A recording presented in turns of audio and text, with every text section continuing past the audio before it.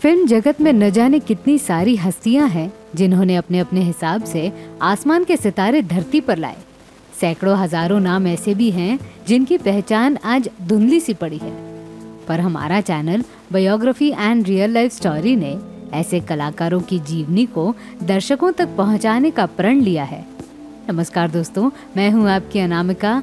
आज कहानी सुनाने वाली हूं मशहूर अभिनेत्री सुहासिनी मुळे जी की। फिल्मों के शौकीन दर्शकों के लिए इनका नाम अनजाना तो नहीं होगा, पर ऐसे भी लोग हैं जो सुहासिनी मुळे की कहानी से वाकिफ नहीं हैं। अगर आपने भी सुहासिनी मुळे को बड़े पर्दे पर देखा हो तो इस वीडियो को अभी लाइक कर दीजिए। सुहासिनी मुळे ये नाम ऐसा है जिन्होंने न सिर्फ अभिनय क्षेत्र में अपना नाम मशहूर किया बल्कि डॉक्यूमेंट्री फिल्म मेकिंग में भी योगदान दिया। आज की पीढ़ी ने सुहासिनी मुळे जी को कई सारे फिल्मों में मां के किरदार में देखा होगा। आशुतोष गोवारिकर की लगान फिल्म में आमिर खान की मां का किरदार उन्होंने ही निभाया था। तो चलिए उन्हें नजदीक से जानते हैं। सुहासिनी मुळे जी का जन्म पटना के मराठी परिवार में हुआ था। वो तारीख थी 20 नवंबर 1950। उनकी माताजी विजया मुळे अपने जमाने की मशहूर फिल्म हिस्टोरियन और डॉक्यूमेंट्री फिल्म मेकर थी। भारत सरकार का फिल्म संस्थान में उनका बड़ा सहयोग रहा है। इसी कारण से विजया मुळे को भारत सरकार और फिल्म फेस्टिवल की तरफ से ढेर सारे अवार्ड भी मिले हैं। कुछ साल पहले यानी 19 मई 2019 को 98 साल की उम्र में विजया मुळे जी का निधन हुआ था। सुहासिनी 3 साल की थी तब उनके पिताजी का निधन हुआ था। इसीलिए उन्होंने अपना ज्यादातर जीवन माताजी के साथ गुजारा। माताजी के कारण ही सुहासिनी को भी फिल्म मेकिंग और अभिनय क्षेत्र में आना पड़ा। पर आगे चलकर सुहासिनी के जीवन ने ऐसा मोड़ लिया जिसके स्वरूप उन्हें फिल्मों से दूरियां बनानी पड़ी। पर उसके पहले बात करते हैं कि कैसे उन्हें अपने जीवन की पहली फिल्म भुवन शोम मिली। 1965 के साल में पर्ल साबुन कंपनी ने सुहासिनी मुळे को मॉडल के रूप में चुना था। उस वक्त वो स्कूल में पढ़ रही थी। उस वक्त के मशहूर बंगाली फिल्म मेकर मृणाल सेन ने उन्हें पर्ल साबुन के एड में देखा और आगामी सोशल ड्रामा फिल्म भुवन शोम में बतौर लीड एक्ट्रेस कास्ट कर लिया। जब ये फिल्म रिलीज हुई तब सुहासिनी मात्र 16 साल की थी और उनके हीरो उत्पल दत्त थे। आपको ये भी बता दूं कि उस वक्त इस फिल्म को 3 नेशनल अवार्ड्स भी मिले थे। तुम खाना नहीं खाओगी? मैं तो कब की खा चुकी। तो फिर ये किसके लिए? ये शैनी के लिए।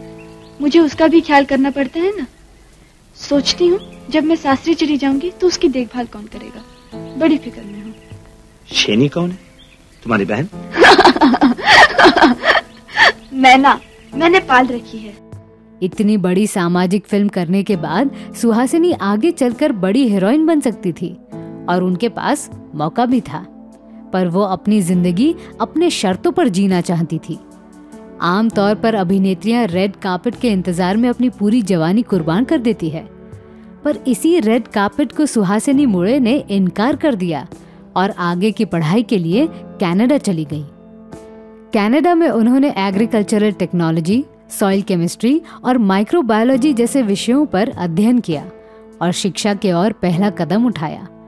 पर 2 साल बाद उन्हें एहसास हुआ कि उन्हें फिल्म मेकिंग के संबंधित कोर्स करना चाहिए। इसीलिए वो मास कम्युनिकेशन में आई और ग्रेजुएट होकर दोबारा भारत लौट आई। अपने देश में आने के बाद उन्होंने सबसे पहले दूरदर्शन और FTII के लिए जॉब किया। पर एक इंटरव्यू में उन्होंने कहा कि दूरदर्शन के आंतरिक व्यवस्था के कारण उन्हें जॉब छोड़ना पड़ा। इतने साल गुजर जाने के बाद भी सुहासिनी को ये पता नहीं चला कि वो असल में किस फील्ड में काम करना चाहती हैं। पर एकाएकी उनकी जिंदगी उसी मोड़ पर आई जहां उनकी माताजी कार्यरत थी। 1975 के साल में दिल्ली में आयोजित हुए फिल्म फेस्टिवल में सुहासिनी असिस्टेंट के तौर पर काम कर रही थी। वहां मशहूर फिल्मकार सत्यजीत रे साहब जूरी मेंबर में थे। उन्हें सुहासिनी का काम अच्छा लगा और उन्हें पर्सनल असिस्टेंट बनने का ऑफर दिया। उस वक्त वे जन अरण्य नामक बंगाली फिल्म बना रहे थे। उस वक्त सत्यजीत रे साहब के सभी प्रोजेक्ट्स के लिए ढेर सारे अवार्ड्स मिल जाते थे। इसीलिए सुहासिनी ने उनके साथ काम करने का निर्णय लिया। आगे चलकर उन्होंने मृणाल सेन के लिए भी काम किया। सामाजिक फिल्म बनाने वाले दो महान व्यक्ति के साथ काम करने के बाद सुहासिनी मुळे को अपनी राह नजर आने लगी। उन्होंने ठान लिया कि वो भी सोशल अवेयरनेस फिल्में बनाएंगी। तो फिर क्या था, सुहासिनी मुळे ने अगले 20 साल में 60 डॉक्यूमेंट्री फिल्म बनाई, जिसमें से 4 फिल्मों को नेशनल अवार्ड भी मिले।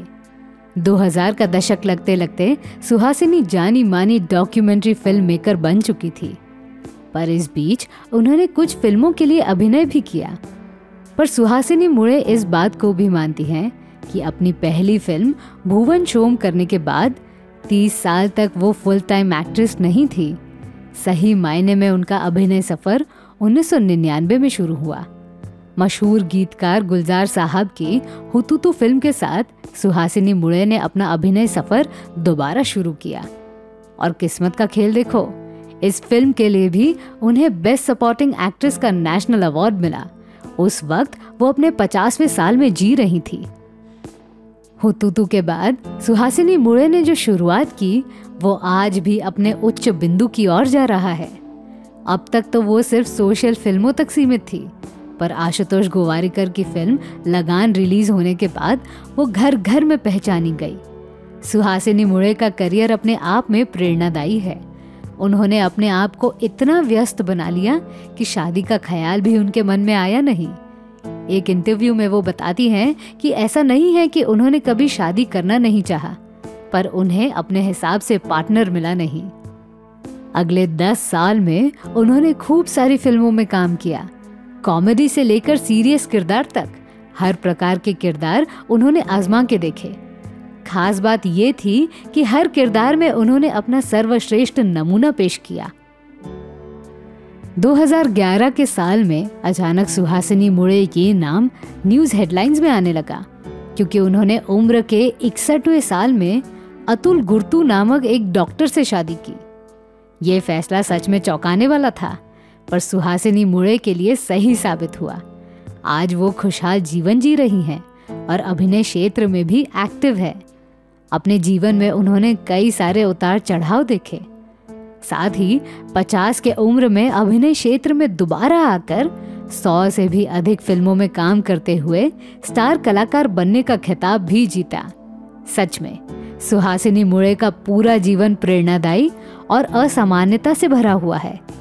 तो मैं थी आपकी अनामिका। मेरी सुनाई हुई कहानी आपको कैसी लगी ये हमें कमेंट सेक्शन में ज़रूर बताइएगा, और हमारे channel biography and real life stories को सब्सक्राइब करना न भूलें।